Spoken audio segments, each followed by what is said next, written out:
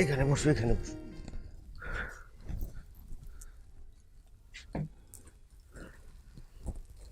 তোমার কি একটা অবস্থা, হ্যাঁ? এই গ্রামের মধ্যে কারেন্ট যে কখন আসে কখন যায় তার কোনো ঠিক ঠিকানা নাই। এত বড় পারমাণবিক চুল্লি বসাইলো, তারপরে কারেন্ট যায় কোথায়?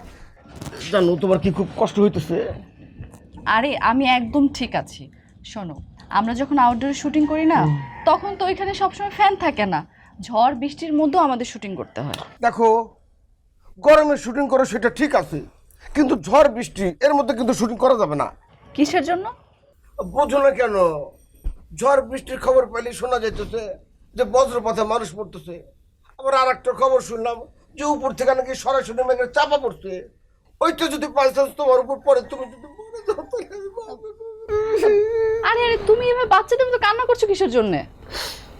আখি, তুমি আমার 7টা না 5টা না একটা মাত্র নায়িকা বউ, তোমাকে ছাড়া কি আমার বেঁচে থাকা সম্ভব হবে? দেখো কৌতুক, মানুষের মৃত্যু যেখানে লেখা আছে, আল্লাহ তাকে সেখানে কোনো না কোনো ভাবে নিয়ে যাবে।